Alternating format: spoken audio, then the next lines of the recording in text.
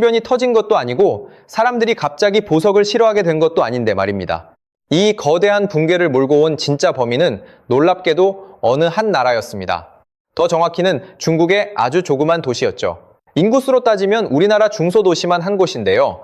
한때 중국 내에서도 손꼽힐 만큼 가난했던 농촌 마을 하나가 전 세계 다이아몬드 시장을 통째로 뒤흔들어 놓은 겁니다. 도대체 이게 어떻게 가능했던 걸까요? 지금부터 그 내막을 하나씩 차근차근 짚어드리겠습니다. 이 이야기를 제대로 이해하려면 먼저 던져야 할 질문이 하나 있습니다. 다이아몬드는 왜 그토록 비쌌을까요? 아마 다들 당연하게 여겼을 겁니다. 귀하니까 비싸겠지. 땅속 깊은 곳에서 힘들게 캐내는 거니까요. 그런데 말입니다. 사실 다이아몬드는 여러분이 생각하는 것만큼 그렇게 희귀한 보석이 절대 아닙니다. 이게 첫 번째 반전 포인트인데요. 지구상의 다이아몬드는 생각보다 엄청나게 널려 있습니다. 그럼 대체 왜 그렇게 비싸게 팔렸던 걸까요? 바로 여기서 한 거대 기업의 이름이 등장합니다. 드비어스라는 회사죠. 영국계 자본을 바탕으로 1818년에 세워진 이 회사는 19세기 말부터 무려 100년이 넘는 세월 동안 전 세계 다이아몬드 시장을 꽉 쥐고 흔들었습니다. 전성기 때는 전 세계에서 거래되는 다이아몬드의 80%에서 90%를 이 회사 혼자서 다 주무를 정도였죠. 사실상 독점이나 다름없었는데 이들이 쓴 수법이 아주 영악했습니다. 땅에서 다이아몬드가 무더기로 쏟아져 나와도 시장에 절대로 한꺼번에 풀지 않는 겁니다. 아주 야금야금 감질나게 조금씩만 내놓는 거죠. 창고에는 다이아몬드가 산더미처럼 쌓여가는데도 일부러 공급줄을 꽉 틀어 막아서 다이아몬드는 정말 귀하다는 환상을 심어준 겁니다. 물건이 흔해지면 값이 떨어지고 귀해지면 오르는 게 시장의 뻔한 이치니까요. 드비어스는 이 단순한 원리를 100년 동안 제멋대로 주물렀습니다. 다이아몬드 가격은 자연이 정한 게 아니라 사실상 이 회사가 멋대로 정해온 셈이죠. 공급만 틀어진다고 해서 그 비싼 가격이 계속 유지될 수 있었을까요? 천만의 말씀입니다. 사람들이 그 비싼 돈을 주고서라도 다이아몬드를 꼭 사야만 하는 이유를 만들어줘야 했죠. 바로 여기서 드비어스의 역사적인 신의 한 수가 터집니다. 엄청난 마케팅이었죠. 1947년 드비어스는 미국의 한 광고 대행사와 손을 잡고 역사의 길이 남을 슬로건 하나를 뽑아냅니다. A diamond is forever. 우리말로 하면 다이아몬드는 영원이죠. 이 짧은 한 줄이 어떤 파장을 일으켰는지 아십니까? 다이아몬드라는 흔한 광물 덩어리를 영원한 사랑이라는 감정과 교묘하게 이어붙여버린 겁니다. 사랑이 영원하길 원한다면 영원히 변치 않는 다이아몬드를 선물하라고 속삭인 거죠. 결혼을 약속할 땐 다이아몬드 반지로 그 진심을 증명하라는 식으로요. 여기서 우리가 꼭 짚고 넘어가야 할 팩트가 있습니다. 많은 분들이 다이아몬드 약혼 반지를 수백 년 전부터 내려온 전통이라 믿고 계시는데요. 전혀 사실이 아닙니다. 다이아몬드로 약혼 반지를 주고받는 풍습이 전 세계로 퍼진 건 고작 1930년대에서 40년대 사이 드비어스의 광고가 시작되면서부터였습니다. 바로 그때부터였죠. 사랑의 증표라면 을의 다이아몬드 반지를 떠올리는 우리네 상식 말입니다. 그 당연해 보이던 공식이 실은 어떤 기업이 물건을 팔아치우려 정교하게 짜놓은 욕망의 덫이었다는 소리예요. 전통이 광고를 낳은 게 아니라 광고가 전통을 창조해낸 셈인데 참 기발하면서도 등골이 오싹해지는 대목 아닙니까? 평생에 단 한 번뿐인 소중한 순간을 위해 거금을 들여 사는 보석이잖아요. 그런데 그 가치가 대자연의 희소성이 아니라 단지 누군가 주입한 가짜 이미지에 불과했다니 말이죠. 드비어스는 꽁꽁 묶은 공급으로 가격을 떠받치고 판타지를 심는 광고로 수요를 한껏 끌어올렸습니다. 이 두 개의 단단한 기둥을 버팀목 삼아 100년이 넘는 세월 동안 다이아몬드 제국을 호령해온 거죠. 난공불락 같던 그들의 성벽을 허물어뜨린 경쟁자는 단 한 군데도 없었습니다. 실제로 다이아몬드 시세는 오랫동안 멈춤 없이 치솟았고 2011년에는 그야말로 정점을 찍었습니다. 예식철만 되면 백화점 주얼리 매장은 발 디딜 틈이 없었고 신랑의 넉 달치 월급은 털어야 번듯한 반지 하나 건진다는 게 법도처럼 통했으니까요. 이 역시 드비어스가 교묘하게 심어놓은 가이드라인이었을 뿐인데 말입니다. 의심하는 사람은 아무도 없었죠. 다이아몬드는 영원하고 영원한 가치를 지닌 게 비싼 건 당연하다 여겼으니까요. 하지만 영원불멸할 것 같던 이 제국에도 어느 날부턴가 미세한 실금이 가기 시작합니다. 흥미롭게도 그 균열의 시작점은 우리가 평소 눈여겨보지도 않던 어느 먼 나라의 작은 도시였습니다. 드비어스가 목숨처럼 지켜온 희소성의 마법을 단번에 깨부술 거대한 움직임이 일어난 거죠. 조용하지만 엄청난 스케일로 그곳에서 무언가가 무서운 속도로 만들어지고 있었습니다. 중국 중부 지역에 위치한 허난성이라는 동네 이야기인데요. 거주 인구만 자그마치 1억 명에 육박하는 중국 내에서도 손꼽히는 거대 지역구입니다. 이 허난성 자락에 저청이라는 자그마한 현이 하나 숨어 있습니다. 우리나라로 치면 군 단위쯤 되는 시골 마을이죠. 원래 이 저청현이 어떤 동네였냐 하면 그냥 평범하다 못해 허난성 전체를 통틀어 가장 지독하게 가난했던 농촌이었습니다. 밀이나 옥수수 농사 말고는 이렇다 할 생계수단도 없던 깡촌 중의 깡촌이었죠. 그런데 지금 이 저청이라는 이름은 전 세계 다이아몬드 업계를 공포와 경이로움에 몰아넣는 상징이 됐습니다. 중국 관영 언론과 차이나 데일리 등의 보도를 엮어보면 놀라운 사실이 드러납니다. 이 조그만 시골 구석에서 전 세계 랩그로 온 다이아몬드, 즉 인공 다이아몬드의 무려 30% 이상을 찍어내고 있다는 겁니다. 지구상에서 유통되는 인공 다이아몬드 3개 중 1개가 이 가난했던 농촌 구석에서 쏟아져 나온다는 소리죠. 여기서 짚고 넘어갈 핵심이 있습니다. 실험실에서 키운 다이아몬드가 도대체 뭐길래 이럴까요? 이번 이야기의 판도를 바꾼 가장 결정적인 열쇠인데요. 보통 랩그로 온 다이아몬드라고 부르는 물건입니다. 말 그대로 실험실에서 배양한 다이아몬드라는 뜻인데 그렇다고 짝퉁일까요? 천만의 말씀입니다. 가장 눈여겨보셔야 할 대목이 바로 이겁니다. 유리알이나 큐빅 같은 모조품이 절대 아니라는 사실이죠. 화학적 구조나 물리적 성질 모두 땅속에서 캐낸 천연석과 100% 완벽하게 일치합니다. 구성 성분부터 단단한 경도, 특유의 광채까지 토씨 하나 틀리지 않고 똑같습니다. 감정 전문가들조차 특수 정밀 장비 없이는 육안으로 절대 구별해내지 못할 정도니까요. 진짜 다이아몬드가 맞는데 단지 고향이 깊은 땅속이 아니라 현대식 공장이라는 차이뿐입니다. 원리는 아주 단순합니다. 원래 자연 상태의 다이아몬드는 어떻게 태어날까요? 지하 깊숙한 곳에서 상상을 초월하는 압력과 뜨거운 열기를 견뎌낸 탄소 덩어리가 수억 년, 수십억 년 세월을 거쳐 굳어진 결과물입니다.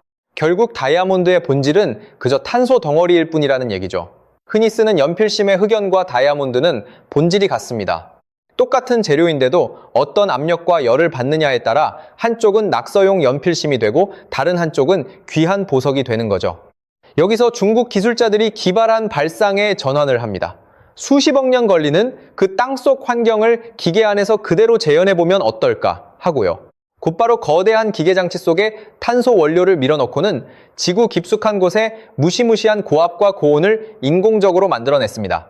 이걸 학술 용어로 HPHT, 즉 고온고압 공법이라 부르는데 복잡한 용어는 잊으셔도 좋습니다. 기계로 땅속 환경을 고스란히 베껴낸 압력소치라 이해하시면 편합니다. 신기하게도 수십억 년 걸리던 그 대작업이 이 특수기계 속에서는 단 며칠, 길어야 몇 주면 끝납니다. 대자연이 영겁의 세월을 바쳐 하던 일을 인간이 기계 한 대로 뚝딱 압축해버린 셈이죠.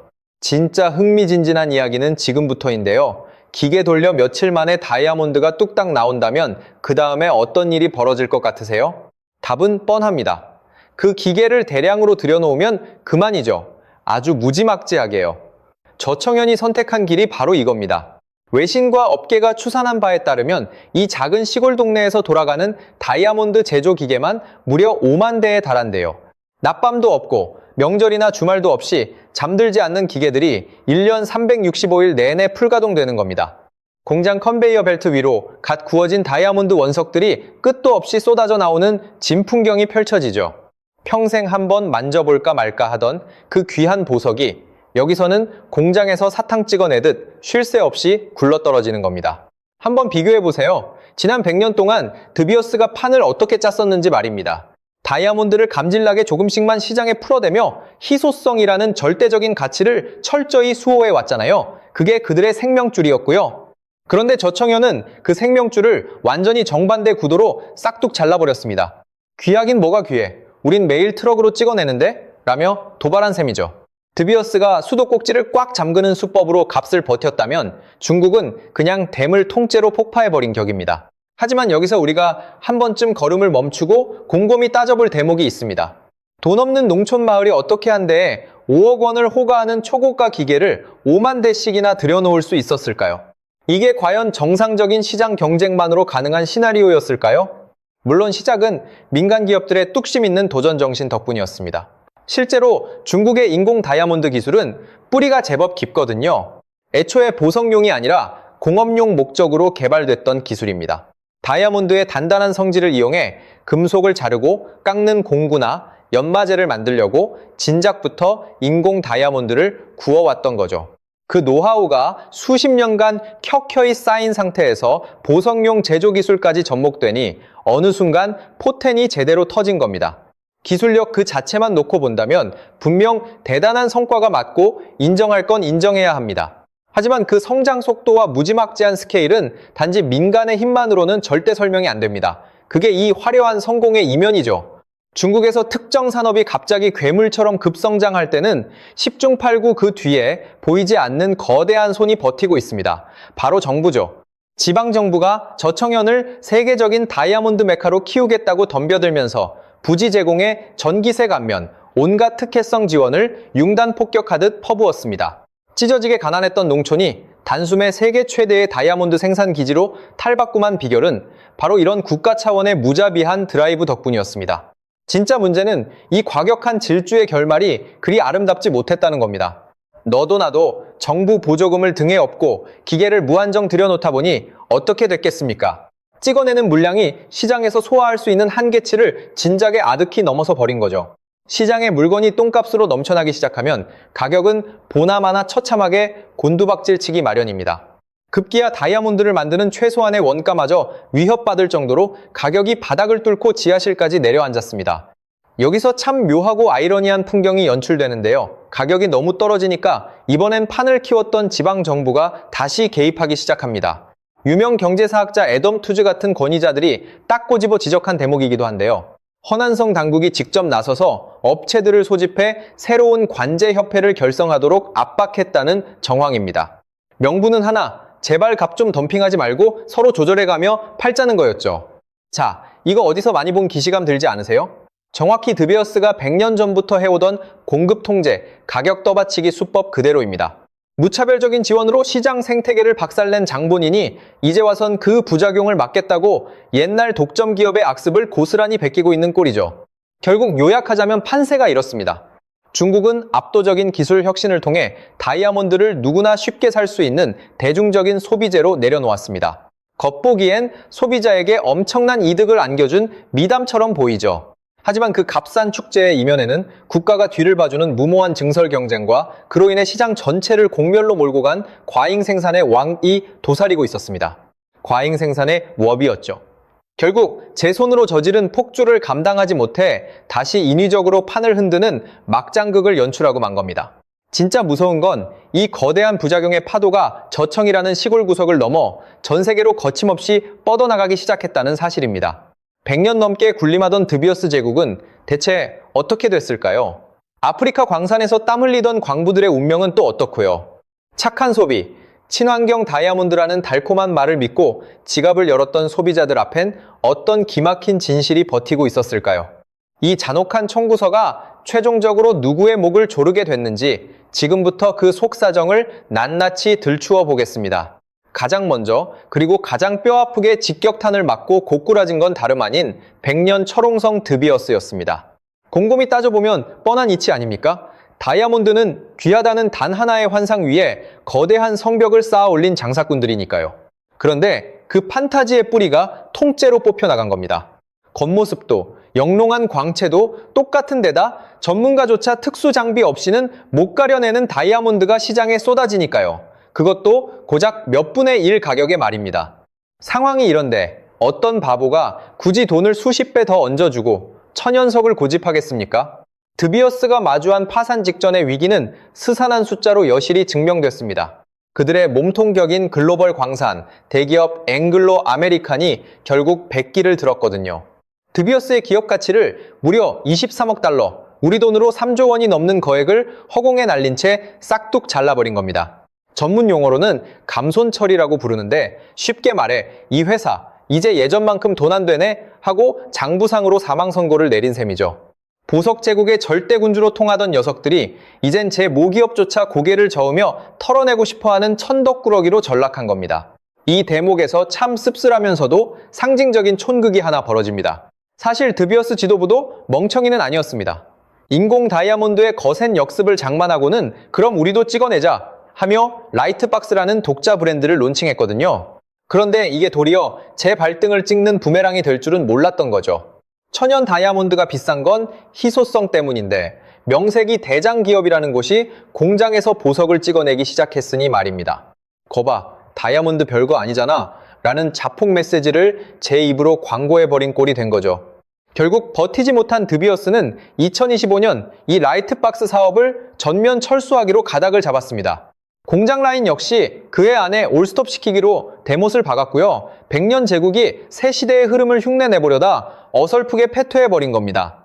거대 기업 하나가 비틀거리는 건 어쩌면 먼 나라 부자들의 밥그릇 싸움처럼 보일지도 모릅니다. 돈 많은 양반들이 좀 손해본 걸 가지고 우리가 왜 눈물까지 흘려줘야 하냐고 냉소할 수도 있죠. 하지만 이 잔인한 청구서가 날아든 진짜 비극의 현장은 따로 있었습니다. 바로 아프리카 대륙입니다. 여러분, 보츠와나라는 나라를 들어보신 적이 있으신가요? 아프리카 남부에 자리한 국가인데 이곳은 나라 경제의 대들보가 통째로 다이아몬드입니다. 국가 재정의 절대적인 부분을 다이아몬드 광산을 파서 번 돈으로 메우는 구조거든요. 그런 와중에 전 세계 다이아몬드 시세가 폭락했으니 이 나라 경제가 온몸으로 폭탄을 맞은 건 당연한 수순입니다. BBC나 알자지라 같은 주요 외신들이 연일 타전하는 현지 상황은 가히 처참한 수준입니다. 보츠와나의 핵심 다이아몬드 광산들이 일제히 감산에 돌입하거나 아예 잠정 폐쇄되면서 광부들이 무더기로 길거리로 내몰리고 있으니까요. 여기서 잠시 생각의 끈을 가다듬어 볼 필요가 있습니다. 우리가 서울이나 뉴욕 매장에서 와, 다이아몬드 값 엄청 싸졌네 하며 신나게 반지를 고를 때 말입니다. 지구 반대편 보츠와나의 어떤 가장은 그 폭락장 때문에 하루아침에 직장을 잃고 자식들 먹여 살릴 길이 막막해 실성하고 있다는 사실을요. 평생 광산밥만 먹으며 살아온 노동자들, 그리고 그 광산에서 나온 세금으로 세워진 학교와 병원에 의지하던 마을 주민들까지 전부 말입니다. 이 가련한 이들에게 다이아몬드 가격 폭락은 단순한 경제 뉴스가 아니라 목숨줄이 왔다 갔다 하는 서바이벌 게임입니다. 누군가 누리는 값싼 사치의 이면에는 또 다른 누군가의 끊어진 밥줄이 매달려 있었던 겁니다. 중국의 기계들이 쉬지 않고 다이아몬드를 찍어낼 때마다 보츠와나의 일자리는 모래성처럼 허물어지고 있었던 셈이죠. 그런데 비극의 시나리오는 여기서 멈추지 않습니다. 인공 다이아몬드를 치켜 세우며 대중들이 철석같이 믿었던 환상이 하나 더 있거든요. 바로 이건 친환경 보석이라는 믿음이었습니다. 윤리적이고 착한 소비의 표본이라며 실제로 이 점을 마케팅의 최전선에 내세웠습니다. 자연을 훼손하지 않는다, 피를 흘리는 분쟁을 일으키지 않는다면서요. 하지만 이 달콤한 포장지 속에는 아주 찝찝하고 불편한 진실이 숨어 있습니다. 다이아몬드를 실험실에서 구워낸다는 게 결국 무슨 뜻이었습니까? 깊은 땅속의 그 무지막지한 압력과 고온을 기계로 고스란히 흉내내는 거였잖아요. 그 어마어마한 열기와 압력을 인공적으로 쥐어짜내려면 과연 뭐가 필요하겠습니까? 상상을 초월하는 엄청난 양의 전기가 들어갑니다. 그럼 중국의 그 거대한 공장들은 그 막대한 전기를 대체 어디서 조달하고 있을까요? 미국 ABC 뉴스 등이 날카롭게 짚어낸 실상을 보면 기가 막힙니다. 중국은 자국 전력의 무려 60% 안팎을 여전히 석탄을 떼워 만드니까요. 바로 석탄 화력 발전이죠. 석탄을 불태우면 필연적으로 뭐가 뿜어져 나옵니까? 지구온난화의 주범인 이산화탄소와 온실가스가 하늘로 펑펑 치솟게 됩니다. 학계 연구마다 조금씩 차이는 있지만 석탄 의존도가 심각하게 높은 중국 전력망을 기준으로 따져봤을 때요. 고작 1캐럿짜리 인공 다이아몬드 하나를 구워내는데 수백 킬로그램에 달하는 이산화탄소가 배출된다는 충격적인 추정치까지 나와 있습니다. 결국 판을 정리하면 이렇습니다. 환경을 지키는 착한 보석이라며 동네방네 광고에 대던 그 다이아몬드가요. 실상은 매캐한 석탄을 잔뜩 가열해 만들어낸 탄소 배출 덩어리일지도 모른다는 얘기입니다. 친환경이라는 번지르르한 간판 뒤편에서 시커먼 석탄 연기가 풀풀 피어오르고 있었던 셈이죠. 감각적인 마케팅과 냉혹한 진실 사이의 거리가 이토록 멀었던 겁니다. 그리고 마지막으로 이 번쩍이는 보석을 덥석 받아든 소비자들에게 돌아온 냉정한 현실이 하나 더 버티고 있습니다. 아까 초반부에 제가 언급했던 그 서글픈 장면 기억하시죠? 5년 전에 산 반지가 지금은 헐값은커녕 똥값도 안 된다는 이야기 말입니다. 랩그로운 다이아몬드는 공장에서 워낙 무제한으로 그것도 싸게 찍어내다 보니 중고시장에서의 잔존 가치가 사실상 제로에 가깝게 수렴해버렸습니다. 살 때는 분명 진짜 다이아몬드라고 해서 샀는데 막상 급전이 필요해 팔려고 나가보면 제값은커녕 거들떠보지도 해마다 성능 좋은 최신 기계들이 공장에 깔리고 가격은 계속 아래로 처박힐 테니까요. 이건 가치관의 문제를 떠나서 다이아몬드가 가업으로 대를 물려주던 자산의 영역에서 그냥 한번 쓰고 마는 소모품으로 성격이 완전히 뒤바뀌었음을 뜻합니다. 그런데 참 흥미진진한 건요, 이 무자비한 폭락의 칼날이 결국 칼자루를 쥐고 휘둘렀던 중국 자신에게로 무섭게 되돌아오고 있다는 점입니다. 너도 나도 눈이 멀어 정부 보조금만 믿고 공장을 난립한 탓에 중국 내부에서조차 다이아몬드 업체들끼리 제살 깎아먹기식 출혈 경쟁에 피를 흘리고 있거든요. 결국 등 터진 고래 싸움에 버티지 못한 중소업체들이 연쇄 부도로 문을 닫는 비극이 속출하고 있습니다. 남의 나라 시장을 송두리째 박살냈던 그 무한 증설의 무서운 칼날이 결국 제 손가락까지 사정없이 베어버린 꼴이죠. 단가를 바닥까지 떨어뜨려 경쟁자를 지구상에서 쓸어버리겠다는 치킨게임 전략은 마지막 순간엔 결국 자신조차 피를 흘리며 쓰러지게 만드는 법이니까요. 자, 이제 우리가 처음에 던졌던 그 의문으로 다시 돌아가 볼까요? 중국은 대체 무슨 수로 다이아몬드 가격을 88%나 폭락시켰을까? 정답은 이제 너무나도 명백해졌습니다. 가난했던 시골 마을에 세계 최대 규모로 제조기계를 때려박고는 24시간 내내 쉬지 않고 보석을 찍어낸 거죠. 그렇게 100년 동안 거대 자본이 공들여 쌓아 올린 희소성이라는 환상의 성벽을 통째로 허물어뜨렸기 때문입니다. 분명 인간 기술력이 이뤄낸 위대한 승리이긴 합니다. 돈 없는 서민들도 다이아몬드를 품에 안을 수 있는 평등한 세상을 열어준 것도 부인할 수 없는 팩트고요. 하지만 그 화려한 값싸짐의 축제 뒤편에는 우리가 반드시 한 번은 마주해야 할 짙은 그림자가 드리워져 있었습니다. 국가 권력이 뒤를 봐준 무모한 과잉 투자가 불러온 출혈 경쟁, 지구 반대편 아프리카 광부들의 빼앗긴 생존권, 그리고 시커먼 석탄 연기 속에서 창조된 친환경이라는 기만적 모순까지 말입니다. 게다가 살 때는 분명 진짜였지만 막상 돌아설 땐 가치를 잃어버리는 소비자들의 씁쓸한 현실도 있죠. 싸게 사는 게 무조건 나쁘다는 소리가 아닙니다. 다만 그 값싼 대가를 과연 누가, 어디서, 어떤 방식으로 대신 치르고 있는지 제대로 알고 지갑을 여는 것은 완전히 다른 차원의 문제라는 뜻입니다. 영원한 것은 다이아몬드뿐이라는 한 시대를 풍미했던 너무나도 유명한 광고 카피가 있었죠. 하지만 이 기막힌 다이아몬드 잔혹사가 우리에게 남긴 교훈은 어쩌면 정반대의 진실인지도 모르겠습니다. 이 세상의 영원한 가격도, 영원한 독점 제국도, 영원한 시장의 신화도 결코 존재하지 않는다는 사실을요. 100년 넘게 시장을 지배해온 굳건한 믿음조차도 누군가 작정